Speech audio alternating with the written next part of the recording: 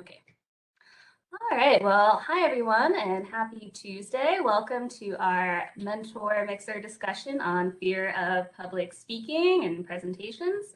Um, this is also one of our activities for National Mentor Month. So hopefully you guys have been getting some meaningful mentoring connections and getting some good advice or giving out good advice. Um, but so to introduce myself, in case you don't know, I am Cory Dillon. I'm the Member Relations Specialist for SAE International, located in Pittsburgh. Yeah, I love hosting these conversations and topics and getting everyone together, because I think these are a lot of things that many of us, either struggle with or have a hard time with. So I think it's going to be a good discussion today and this week in Member Connection. So with that, I will stop talking and hand it on over to Gary to give a little introduction. Okay, my name's Gary Cockle. As you can tell, I'm semi-retired from the automotive industry, worked at Ford Motor and Mercedes-Benz, and given a number of different presentations, writing format from design reviews all the way out to public speaking in terms of 1,200 people.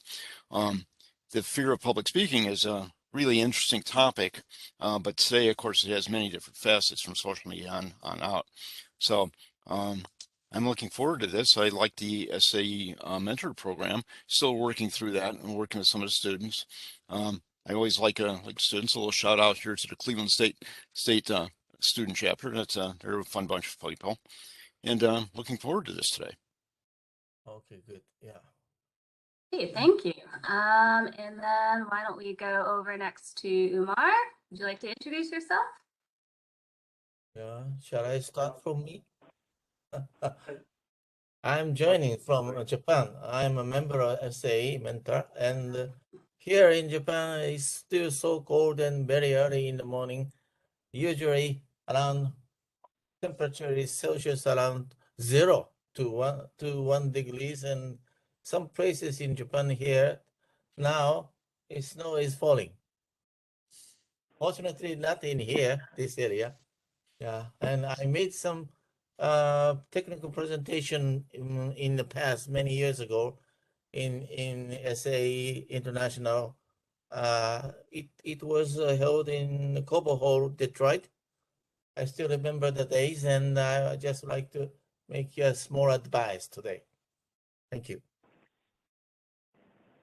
Thank you. Right, so let's just continue on with our introduction for our hosts. So Umar in Sweden, would you like to go ahead? Yes. Hello. Can you hear me? Yes, at least I can. So basically, I'm Omar. I'm a Malaysian actually, but I have been working and living in various countries. Tokyo also, Higashikogane, and Singapore, Finland, and also now in Sweden. But I'm a Malaysian, so I think maybe my perspective is more or less representing the youth, I mean, like young expatriate community in the automotive industry. And now I'm working as the lead of strategic planning. Previously, I was the product owner in an autonomous vehicle software company. So I think public speaking is one of very crucial skills for an aspiring technical leader also, because it is important for you to express yourself to go forward with your message and also career ladder. And yeah, nice to meet you all.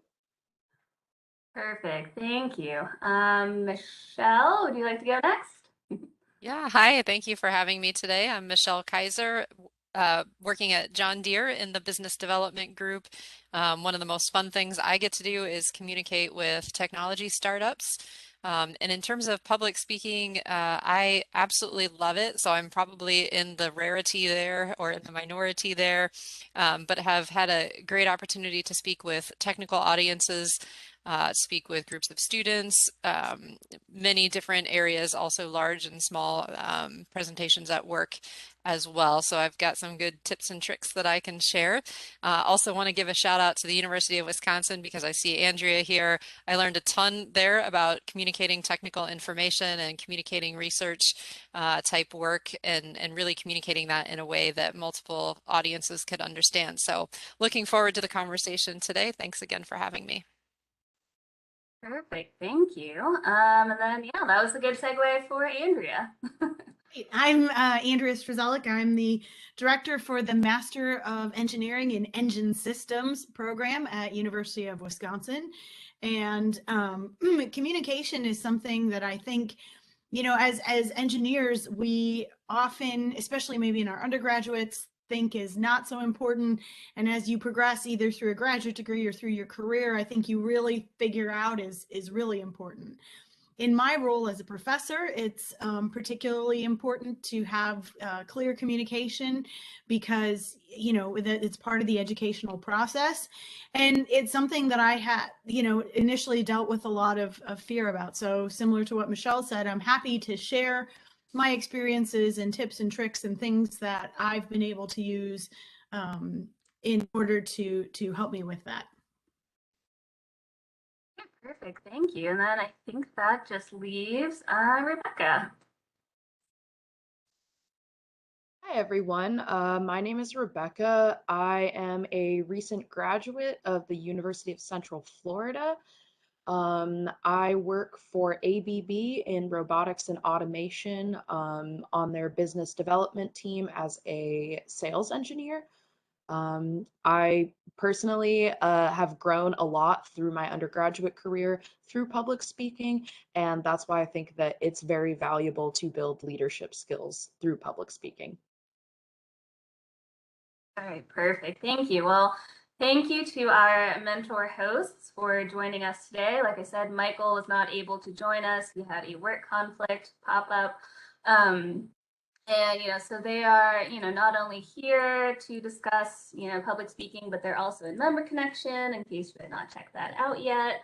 But there's a lot of good discussion going on there. So, you know, I always like to start out first and ask right off the bat if anyone from the audience, from the group, has any questions or comments.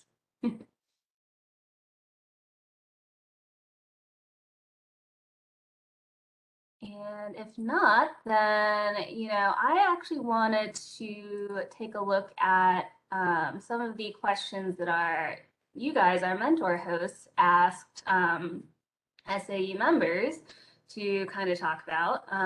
So, you know, well, we'll go with Michael since he's not here. So this is a pretty broad question. I think a good place to start, you know, how do you prepare for a speech or a presentation? And I'm just going to add on a little extra question to that. You know, does your presentation differ depending upon the size of your audience or who you're presenting to? Like, if you're just presenting something internally to your department versus, let's say, like a WCX conference, you know, how does your preparation differ? Okay, I guess I could comment. Yeah, prepare. I think some of the responses have been, and that's definitely you can't prepare enough. You definitely want to practice. My first presentation I did was for a gas turbine conference, and I had probably only had 30 or 40 people in the audience, but it was published for, you know, hundreds. I practiced so much, I made sure it fit 19 and a half minutes to 20 minutes for that presentation. I got up there to speak, and I was so uptight that I finished it in 8 minutes flat, you know, which left a gap there. So I learned a lot from that, but definitely prepare. You know who your audience is. Who are you talking to? Why are they there? Why do they want to listen to you? You know, you have to really think of it in terms of if you were sitting in that seat listening to you, would you want to listen to you? You know?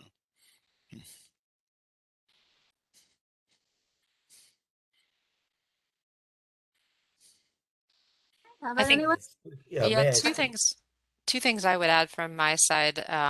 One of them is really to remember that it's not about your needs or wants as a speaker, it's about your audience's needs. So keep in mind, what is it that your audience needs to get from this presentation? What is your goal? Do you need to call them to action? Do you need to inspire them? Is it something else? But what is it that they need to gain from this presentation? So I always think about that when I'm preparing. The other thing I think about, and this applies really to a work presentation or an SAE presentation or any presentation I do, the thing I remind myself every single time is tell your story. And whether that's a technical story or a personal story or any mix of the two, nobody knows the story as well as you do. And so if you mess it up, oh well, nobody knows. But if you are telling the story that you need to tell, then the outcome will typically be the outcome will happen. So think about your audience and tell your story. I agree. And I would like also to add is that maybe we can also read the room first. And I think both of Gary and Michelle has mentioned the needs to know the audience, because sometimes, especially at workplace, right, there are some tendencies that we bring very complicated point of view when the audience is not technical person, and vice versa. Sometimes we bring very high level overview when the audience is very technical person. So know your audience is one of the keys.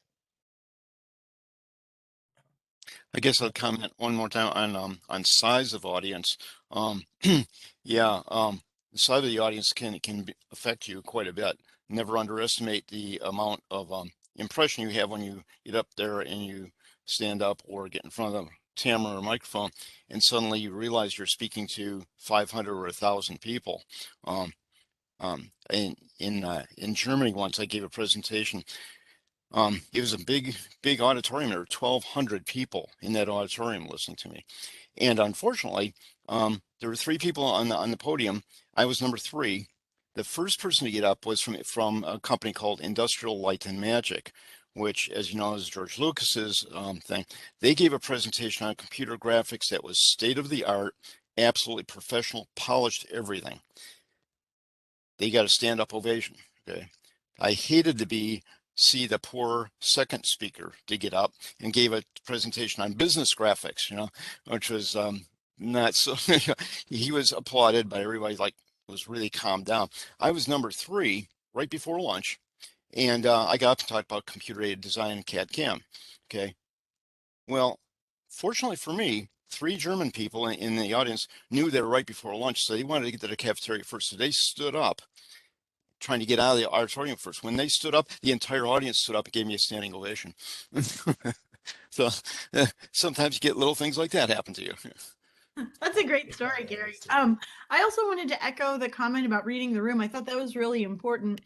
You can often, if you can take a moment to pause, right?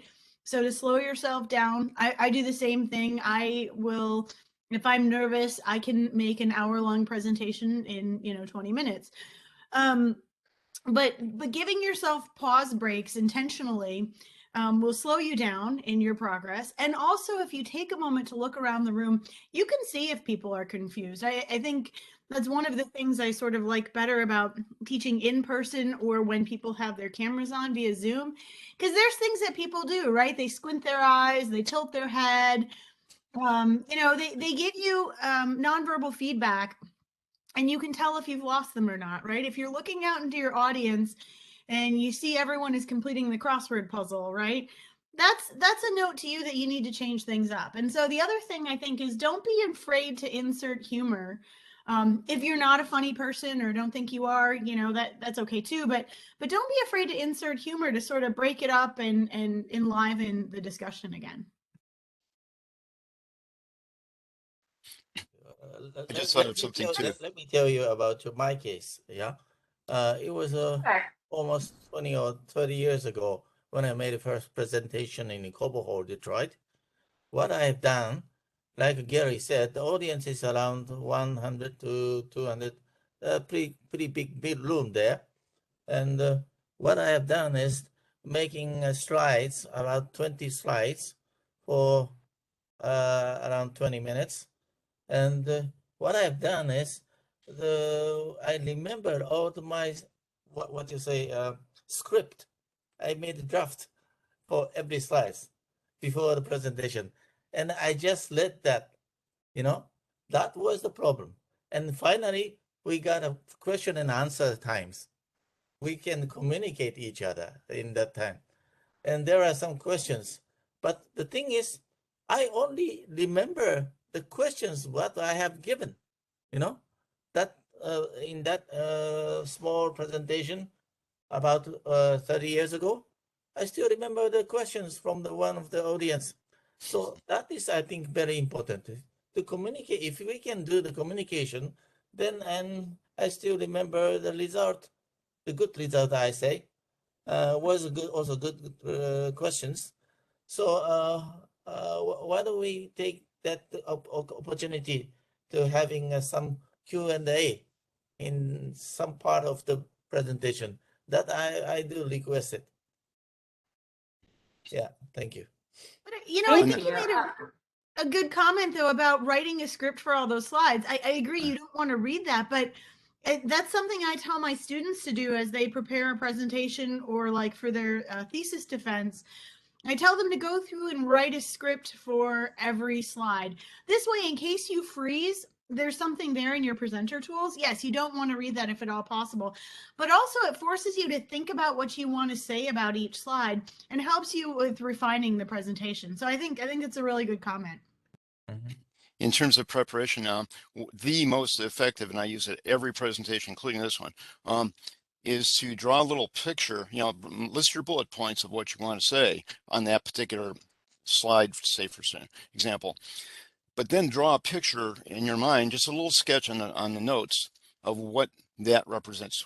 Draw a picture of yourself speaking or pointing out to something, or draw a picture of this thing breaking, just a little bit, so you can glance at it and immediately know what you wanted to say about that.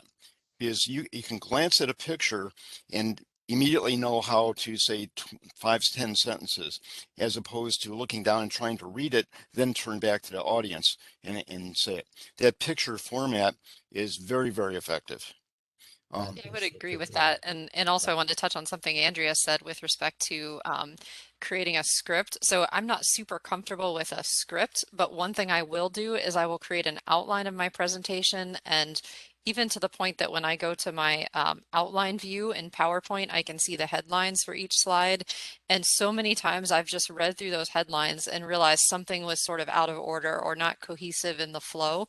And so that's a big part of when I think about tell my story, what is that outline view? And am I getting all of my points in the right order so that it's cohesive? So whether you do that in a script or an outline, I just think that's a really good point to make sure the flow is happening in a good and logical way. Flow is important. One other thing I have also thought of is on my picture here, and when speaking internationally, spoke in Mexico one time, and I thought I had it all together, and I kind of wrote down a script because they were having a translator translate this in Spanish as I went through. So I had to have a script, so I sent the script.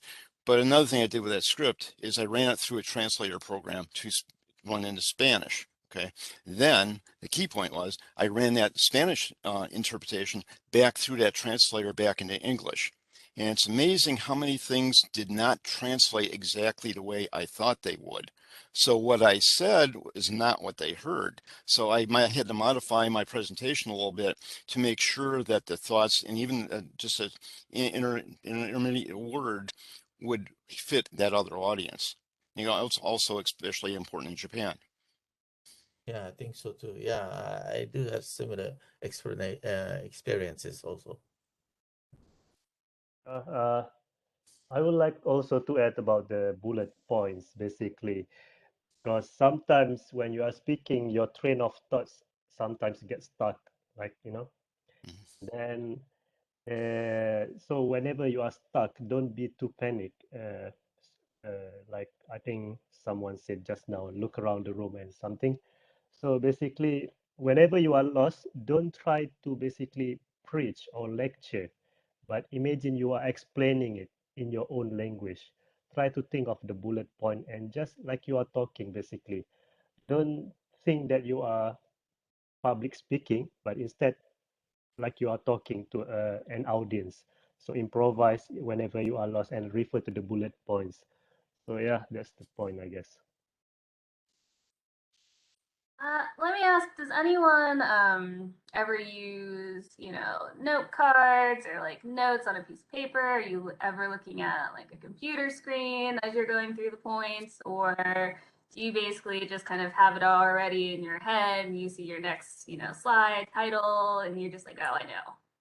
Or has your, approach kind of evolved? I mean, I remember, all those speeches we had to give in high school on whatever, and like, I think, uh, as a high school student, you literally just write out your entire speech and then you read it from a piece of paper, and then they're like, you're not allowed to do that. Use note cards, and then you're trying to jam it all into like 5 note cards. So, do you think, your approach to public speaking and presentations has that evolved and changed? I would say definitely, especially from like what you said in high school, just straight up reading off of the paper, um, simply because you realize how important audience engagement is. I think Andrea mentioned earlier about you can see when people don't understand something, when they squint their eyes, tilt their heads, etc. But you also see when people are interested, and that they understand by smiling and nodding and even asking questions. You want to make sure that presentations are a little bit more interactive, than simply reading a speech out, because while written speeches and records of different speeches we have still hold a lot of weight to them nowadays, you understand that they held even more weight in person because of how they were delivered. So I think that delivery and engagement with audience is definitely something that I've developed in public speaking over time.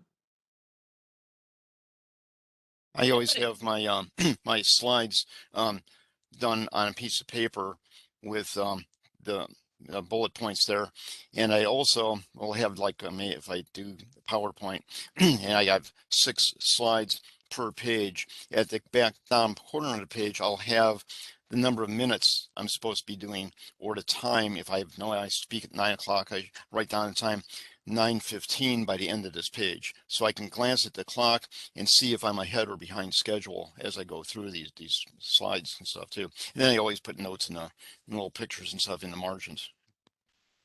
Yeah, I think for me, it goes back again to what does the audience need? And I think one thing the audience needs, no matter what the topic is they need to feel confident that you know what you're talking about. And they need to not be distracted by, oh God, is she going to mess up? Is she going to forget what she's saying? And so one way to help your audience be confident and actually listen to your message is by just getting rid of all of those, note cards, papers, whatever it is. Now, sometimes, having something on a podium as a reminder is a great idea, but if you are standing without anything like that in front of you, I just think it's good to make sure that the audience can just erase all of that doubt or lack of confidence from their mind and really key in on your message.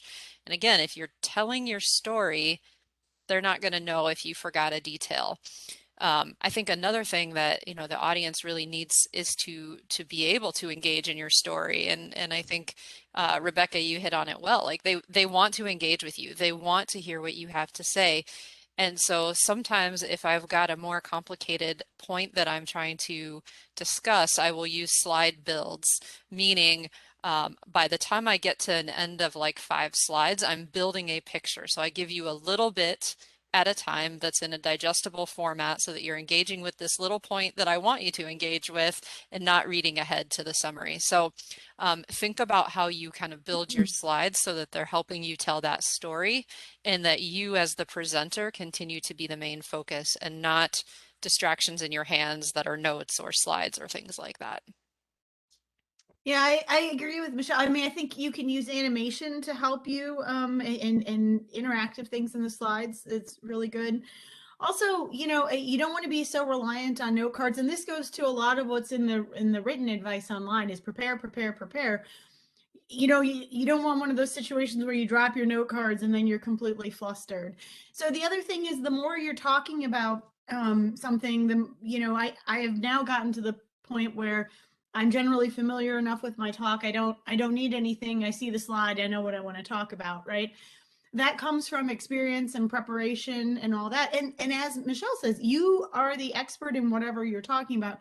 You probably know more than the vast majority of your audience about your specific topic, right? And again, there's no one that'll know that you didn't say exactly, you know, whatever words as she said. And then that extemporaneous thing, if you can do it, if you practice enough, really helps keep the talk more engaging and keep it from sounding so canned. Yeah. Um, Hello. Mark? Yes. So basically, I would like to share some experience in the because English is not my native language, basically. But in the early phases when during my professional life abroad, uh, I feel like very defensive if people are asking me questions, basically. It's like, is this guy judging me or what? But then I realized that I got one tip from my mentor is that one time we were presenting to a very senior top management to a company, and then he was asking, but then I started to be defensive, like really defensive. But then that guy pulled me, and then he said that actually he is coming from this background, etc., etc. He doesn't understand at all what you are trying to say. You know this because you are doing this every day. So try to adjust and tune your language from his perspective and try to change your presentation so that he understand. So I start to explain it more in the audience background if they are asking, and basically they will understand this and direct it towards the point that you want to really convey, not unnecessary points, basically. Those are good points. All right, and so actually Emma had a good question that was kind of talking about that has to do with, you know, being interactive, right? So, you know, what is the best response for when someone asks a question that you don't know, you don't understand how to answer? We go through this a lot in our media training at Deer, and you know, the first rule of thumb is you answer the question with the information that you want to get across. And that may be that you don't know, right? So if it's just an area you simply don't know, feel free to say, hey, let's talk about that afterwards. I'd like to learn more about that. I'm not prepared to answer that at this moment. But you're still engaging them, and you're not trying to fake that you don't know something. But you know, sometimes people will ask something in a purposefully hot topic kind of way, right? They're trying to create a little controversy there. And then I think what you do is you simply deliver the message you want to deliver, and you don't have to actually answer that question if it's going to turn the tide in a very negative way. So you can answer it with some relevant message from your talk, and that's a bit of an art because again, you're not trying to avoid it, but you are trying to guide it back into a positive narrative. So you know, always know that you answer the question that you want to answer. Good point. And actually, Emma had another question that kind of goes back to what Gary was talking about, you know, with multiple presentations in a row. So what can you do to make your presentation memorable and impressive and kind of stand out when you know your audience is watching, you know, multiple presentations in a row, or you know that the first presentation was just, you know, this amazing presentation and you just kind of are, you know, you have your presentation set. So how do you adjust? I would One say, thing I found that works as good is to acknowledge those other presenters, say, well, that was a great presentation. My presentation is going to talk about XYZ, you know. yeah, not only acknowledging that the other presenters, understanding that some may be more exciting, you know, even saying, well, like, how am I going to follow that? Adding that little element of humor in there can definitely break up the monotony of sitting there and listening to presentations all day. especially if in Gary's case where he was right before lunch. Anyone who's ever taught a class or been in a class that's right before lunch, you start to lose people due to hunger. So I think a good way to just simply engage people is making sure that they're also involved, leaving time in your presentation for questions so that people can reiterate their understanding. Even doing little polls partially through, that's something that I've seen throughout my college career has been very helpful in engaging, but also making sure that your audience is understanding that you aren't leaving any stragglers behind. Just wanted to Good say way. Oh, hello to sorry. Michael, who's joining us. Yeah, sorry, I had to join late. I had a work situation that's going on, but I cleared that, so I'm here.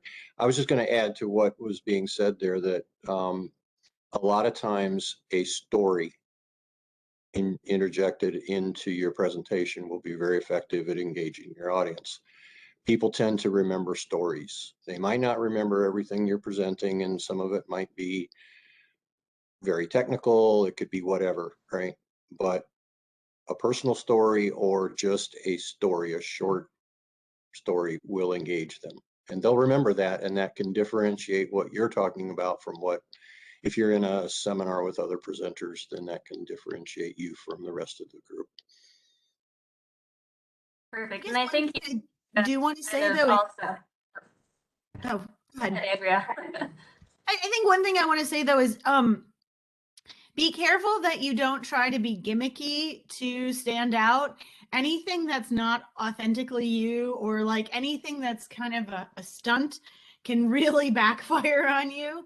So try to stand out with being your authentic self, whether it's humor, or whatever else, because I have definitely seen instances where something designed to bring attention to a speaker or presentation goes horribly wrong. It's about your audience. It's not about you. Yes. Yeah, kind of a speaking rule number one, right? The minute, as a presenter or as a speaker, the minute we start thinking about, oh, I wonder how everybody thinks about what I'm saying. How do I look? Am I getting through to my audience? Am I? The audience will pick up on that right away, and then they'll disengage because you're focusing on you, even though your message may not be. Right. Now we mentioned stories in a couple of comments here, and that's important. Stories are examples, and I know that like in some design review meetings, there might be 15 people in the room, and everybody's arguing about, well, this should be in composite versus metal, or this, that, the other thing. I found the really most effective piece on that is to separate who knows what they're talking about and who doesn't, is to walk in with an example. If you walk in with hardware and you sit it down on the table and you say, well, this is what we're working on right now, the people who don't know what they're talking about immediately quiet, and the ones who do know what they're talking about start to understand your credibility, that you know what you're talking about, because here's an example. Even if you show a picture of something in the lab or something on the street, and this is what I'm talking about. I was there. I put my hand on this. I know what I'm talking about. That helps a lot in heading off spurious discussions that go nowhere. Perfect. And then Tom had a question that's kind of, what we've been talking about a little bit already, but, so we've talked about the right before lunch, but what about those meetings during lunch? So at SAE, we call them lunch and learns. I think sometimes people call them brown bags. So, how do you get people to pay attention while they're eating or they're drinking their, coffee, their 20th cup of coffee? We did those lunch and learns at Mercedes-Benz truck, and we were all, we were very busy in the design department, so I mean we counted every minute, but we did take lunch, and we allowed everybody 1 whole hour of lunch. You couldn't have meetings then. So what we did is we had lunch and learns, and everybody showed up with a brown bag or from Taco Bell or whatever, and sat down and discussed topics about, well, we had a problem with this engine this morning. Here's what we did about it. Wow, those lunch and learns were actually not so much presentations, but really good communication techniques. And so we really liked those a lot. I think the same rules apply here, right? And no matter what, you will differentiate yourself. You will hold attention if you think about the audience, right? We've talked about that a lot. Help the audience be comfortable. Tell them a story, make it your story, make it authentic. All of the rules still apply. And if you do those things, you will stand out as a great presentation and you will get attention of people, whether they are eating or drinking or thinking about other thousand things. You will engage them by following that simple format. They're good points. We're getting a lot of good questions. So this is another one from Emma, which I think is really good. I think a lot of students or even, SAE student alumni can kind of relate to, but, when you're presenting to, for, one of the design series competitions, and think about how many presentations these judges have been sitting through, right? But you're not in the room while everybody else is presenting. So, how should you kind of prepare to go into, your presentation for your vehicle or your business plan, to these judges when you don't know how the previous presentation has gone?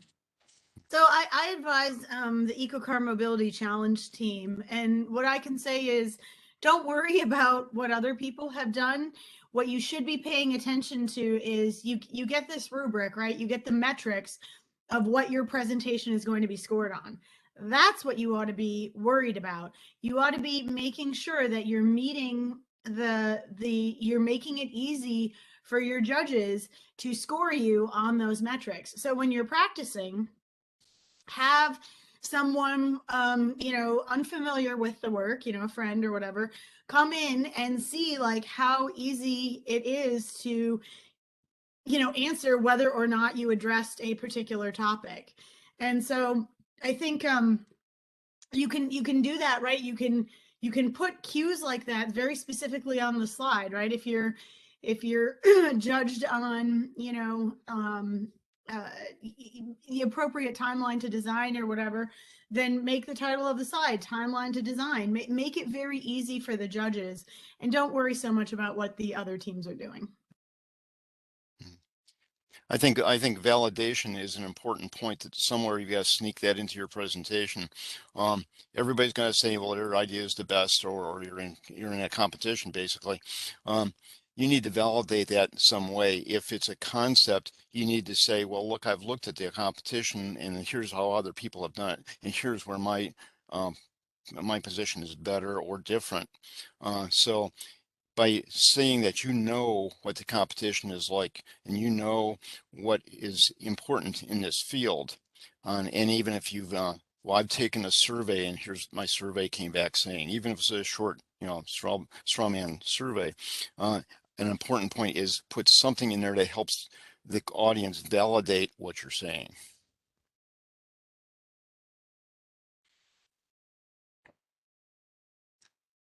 Awesome. All right, well, let me, open it back up. Everyone's been writing some good questions in here, but, if anyone else has a question they would like to ask themselves, you can take yourself off mute.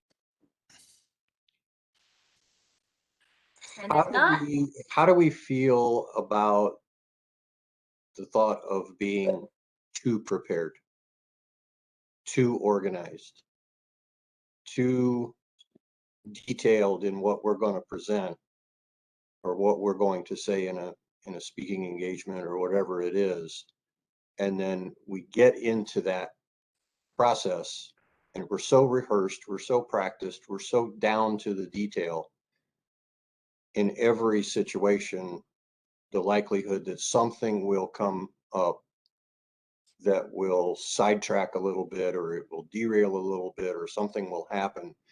And if we are so prepared and organized in what we're going to present, all of a sudden we're caught off guard. And so I personally really think that a certain part of any presentation or speech or anything that we're doing to a group with a group needs to have a little bit of improv. It needs to have a little bit of flexibility, and it has to have a little bit to do with reacting to what is going on at the moment. And I've seen so many times when presenters or speakers are so focused on what they've rehearsed and practiced and what they have organized, that when that something comes along, the unexpected question, the gotcha question, all those things that come about, and suddenly now you're caught. And that immediate knee-jerk expression, that immediate knee-jerk reaction to that distraction or that change of direction, you can have a wonderful speech presentation. That 1 second distraction can change the whole outcome of the whole presentation. So Yeah, being reactive, being aware of what's going on, having the eye contact, seeing how the audience is reacting to what you're saying, and using that and adapting and being flexible to that, and flexible enough from your rehearsed presentation that you can take it a little bit of a different direction if you need to keep holding your audience.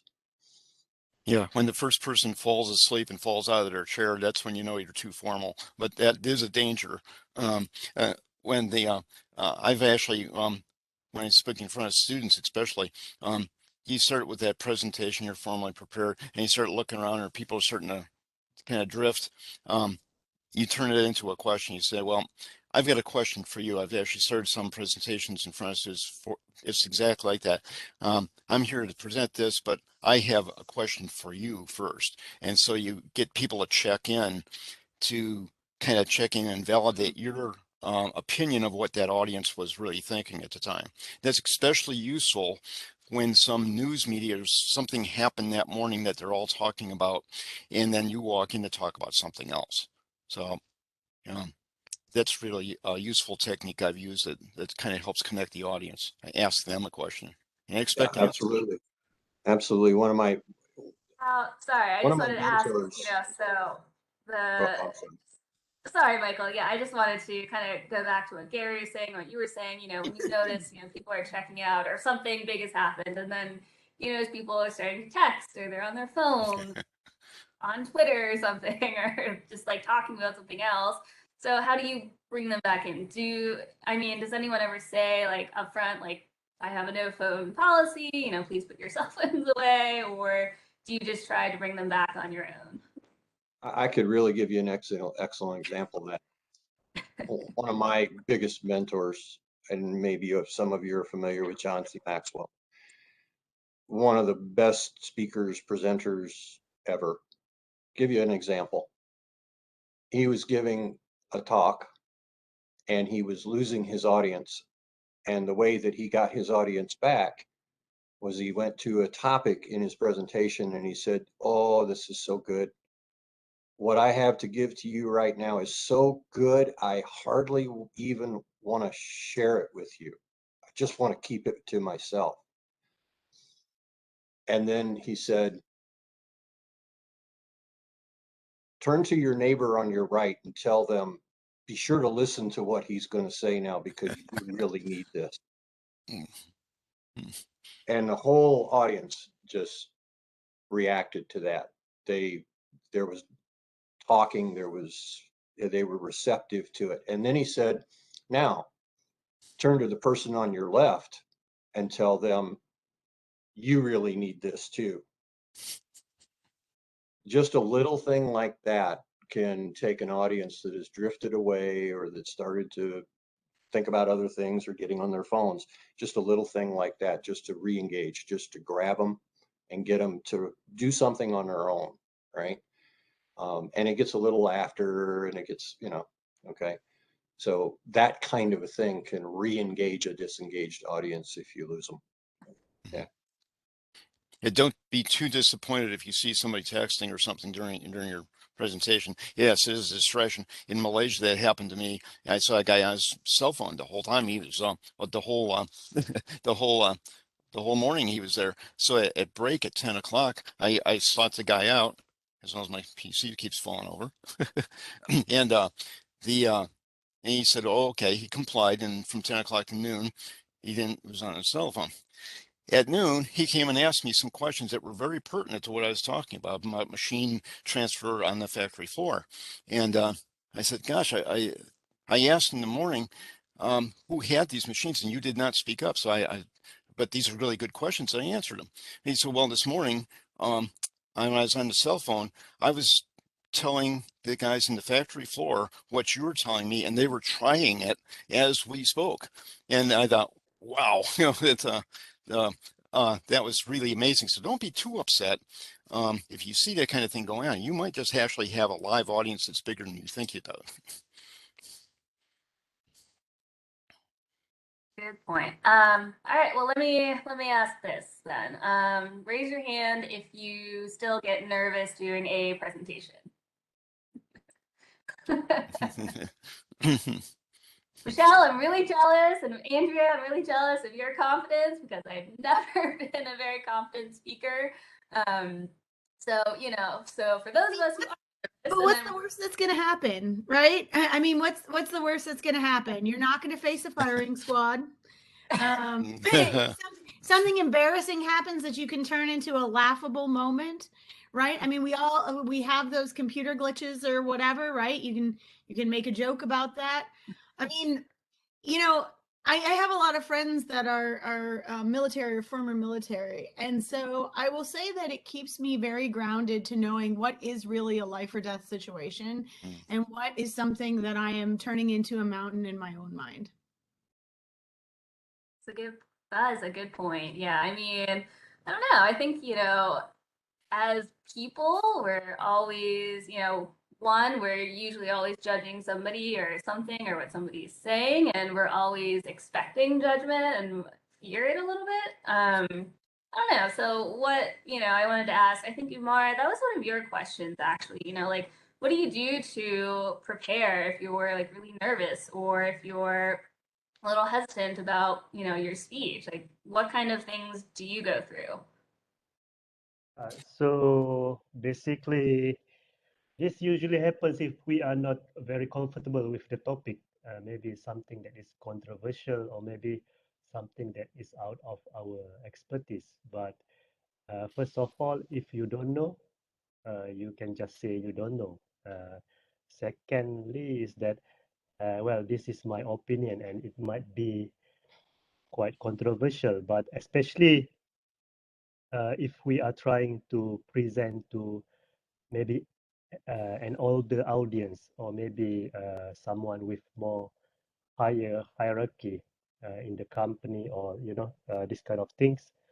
So what my experience has taught me is that especially in this startup pitch, you can always use some name dropping actually to boost your confidence. And what I mean by name dropping is not just like normal name dropping, but meritorious name dropping to get. So basically, they will attract their attention. Oh, I know this guy. I know this guy, and also they will be interested to join the conversation. For example, let's say I was trying to present to a company, and basically I just joined my recent company, my current company, and how I tried to attract their attention. Someone that has worked maybe 20 years in the industry, and sometimes they will look at me and, oh, who is this guy, just 8 years or 7 years in the industry, you know. uh, and how we can attract that is that we endorse their experience by telling them that I've been to this company previously, and basically, and this kind of name dropping is very good, and just make sure that they are also included in the conversation. I don't know if this answers your question or not, but yeah, I think this will be helpful, especially with the newcomers in the industry. Okay. Anyone else who gets nervous about speaking? What pieces of advice can you give? If it's the day before or if it's 10 minutes before, you know. Yeah, you Do always get something nervous, different. but yeah, you Do always get something nervous, different. but that's also should be confidence to you, because when you're nervous, you're going to work harder, you're going to concentrate more. So the fact that you're nervous means that you've done your preparation work, that you're feeling the right thing. If you go and speak in front of it and you're not nervous, you should beware. Oh, Well, I don't think I'll and, ever have that problem. So. and what I was saying was, 15 minutes before or a few minutes before, if you're feeling nervous or you're a little bit anxious, do something different. Just get off the subject, get off the thought for a few minutes. You've prepared, you're rehearsed, you know what you're going to say. All that's ready at that point. If it's not, you're in trouble anyway. But um, just a few minutes before, take a walk down the hall, go look at some pictures that are hanging on the wall, go get a glass of water, make a phone call, call a friend, or just send a message to someone on a different subject or something, just to get your mind off of it for just 5 or 10 minutes before you go in, and then bring it up. You've got your notes, you've got everything, you're ready to go. Shift Yeah, gears I a few always minutes. take a walk around the room before the audience gets there, if I can, even the night before or the morning of or something, just so I know what's in the room. I get Go familiar for with the what I'm room. Yeah. standing in this room. Yeah, that helps a lot. Yeah, actually, I want to add something. This might be silly, but I still use this until this very moment. I watched when I was in high school a movie called Made from Manhattan or something, and then one of the scene that said that you can hold something in your pocket whenever you want to give a speech, and actually that helps a lot because whenever you hold something when you are presenting, it will attract your attention there, so you will not be nervous, and it works. Yeah, yeah. That's a good point. I do always somehow, I mean, I used to work in education, so I mean, I was talking to seventh and eighth graders, so they're not paying attention anyways, but always, I think I was always holding like a pen or a pencil or something. But then my problem is that I think then my hand gestures get a little bit too crazy and it's probably distracting. So, we're down to about 6 minutes. So, I just wanted to ask of everybody, what's kind of like one do and one don't for presentations if you have to give your last piece of advice to the group. Yeah, I think, one thing I was going to say on the previous topic that I think applies here is that, a lot of what we're talking about, checking out the room, getting your outline, telling your story, those are all preparation. So do really good preparation. But what I would also say is give yourself some outs, so the less text heavy your slides are and the more sort of context heavy or picture heavy, you can talk about whatever the heck you want. Nobody knows that, you got your points out of order or whatever, right? So they're nice signposts to remind you what to talk about, but you don't have to sort of do exactly the same thing. So if you lose your train of thought or get off track, that's an out. So that's really good. Also, I would say my big don't is to be too scripted. So again, I like outlines to make sure I've got a nice logical flow as I'm preparing. Um, and maybe another thing that, sometimes I'll do if I know some folks that are going to be in the audience, sometimes people will ask me, hey, is there a specific question that you want to make sure gets asked? And so sometimes I will seed an audience with a couple of questions just so that I've got confidence that that first question or two is going to be one that I'm ready for. And if it's not, again, so what? I'm going to control that narrative and it's going to be fine. So yeah, I think those things are all super helpful for me and hopefully will help some others as well. I think my number one tip is just always be honest and authentic. If you don't know something, say you don't know something. It's going to be a lot worse if you, make something up or, pontificate in a way that is that'll be something embarrassing. And then my one don't is don't get too up in your own head, right? Remember that you're not, you're literally not going to die, even if your presentation goes horrible. So, the worst case scenario, if you don't feel it went well, you end and say, oh, geez, I didn't feel good about that. Please talk to me afterwards if there was something unclear or whatever. You have control, right? Control the narrative. I think No, I would say that a do is practice, practice, practice, and don't disengage from your audience. Remember to put yourself in their shoes and ask yourself, what would they like to see? I would say don't be afraid of public speaking. Don't be afraid of public speaking. It's actually an opportunity to learn, because every presentation I give, I learn a little bit too from what the audience is thinking. I learn. So even if you get stuck and you have to present something, you can learn from the audience as much as they can learn from you. So it's a learning opportunity. Even if it's just practice on learning, or if you might actually hear some more things that you didn't think about in that subject matter.